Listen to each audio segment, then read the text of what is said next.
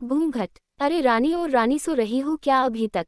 रानी की जेठानी जोर जोर से चिल्ला रही थी घर के आंगन में खड़े होकर।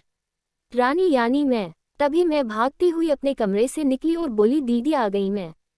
जेठानी बोली, रानी तुम्हारा नाम रानी है, तुम रानी नहीं हो। मैंने तुम्हें रात में ही समझाया था कि सुबह को जल्दी उठ जाना, तुम्हारी मुंह दिखाई की रस्म है। मैंने बोला कि दीदी रात को नींद ही नहीं आई, जगह नहीं है, और मन में थोड़ा डर था कि सुबह आंख नहीं खुली तो। दीदी हंसती हुई बोली, रानी मेरी प्यारी देवरानी, जल्दी से घूंघट कर लो, अगर माँ जी आ गई तो हंगामा हो जाएगा। मैंने घूंघट किया ही था तभी माँ जी वहां आ गई और कड़कड़ाती आवाज में बोली, चलो अब क्या यही गपशप मारती रहोगी तुम दोनों। हमने चलना शुरू ही किया था तभी माँ जी ने रजनी दीदी के कंधे पर हाथ रखा और बोली, पता है ना कहाँ से जाना है और कैसे जाना है?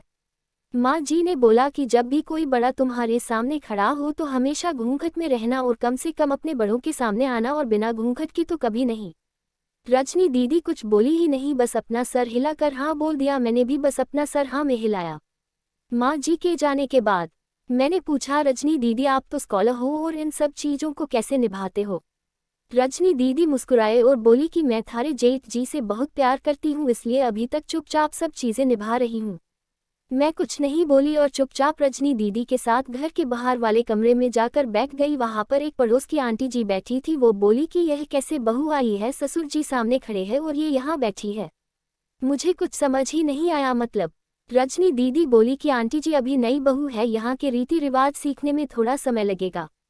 रजनी दीदी मुझे वहां से उठाकर मेरे कमरे में छोड़ आई। 6 महीने यूं ही छोटी छोटी चीजों में बीत गए। फिर एक दिन मैं राहुल के साथ साड़ी लेने गई। राहुल का फोन आया और वो दुकान से बाहर बात करने चला गया। साड़ी की दुकान पर मैं बेधड़क होकर साड़ियां देख रही थी। तभी साथ में बैठे हुए अंकल जी खान से एक बार, फिर 2 बार, फिर 3 बार।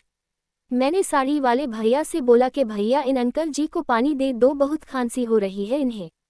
अंकल जी भड़क उठे और बोले, क्या बदतमीज लड़की है ये, कुछ शर्म लिहाज है या नहीं इसे? दुकान पर हंगामा देख राहुल बाहर से भागकर अंदर आया और अंदर आते ही अंकल जी के पर छू कर बोले, मामा जी आप यहाँ।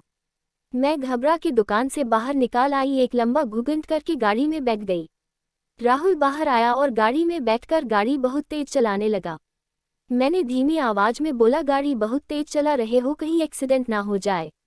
हम घर पहुंचे ही थे तभी माँ जी जोर जोर से चिल्लाते हुए बाहर आई, देखो आ गई ये रानी साहिबा, खानदान की इज्जत मिट्टी में मिलाकर। तभी रजनी दीदी आई और बोली, माँ जी मेरे शादी को 6 साल हो गए हैं, मैं अभी तक मामा जी को नहीं जानती, ये कैसे जानेगी? माँ जी जोर से चिल्लाई, देखो कैसे चपर चपर जवान चल रही है इस रजनी की। तभी राहुल सबकी बात काटते हुए बोले कि माँ ये दोनों सही बोल रही है, अगर ये हमेशा घूंघट करके रहती है तो ये मामा जी को कैसे पहचानेगी? और माँ आज मामा जी के फोन पर तुमने पूरे घर की शांति को भंग कर दिया है। ये वो ही समाज है जिसने सीता मैया पर भी उंगली उठाई थी। पिताजी और जेठ जी ने भी अपना पक्ष राहुल के साथ ही रखा। माँ जी थोड़ी देर सोचने के बाद वापस रजनी दीदी और मेरे पास आई और बोली कि तुम दोनों को अपनी मर्यादा पता है, मुझे उम्मीद है कि तुम कभी भी मेरा सिर शर्म से नीचे नहीं झुकने दोगी। हम एक ही परिवार के सदस्य हैं, हमें हमेशा साथ रहना है, अच्छा वक्त हो या बुरा वक्त, हर सदस्य को अपनी मर्यादा पता है। माँ जी ने मुझे और रजनी दीदी को गले लगा लिया।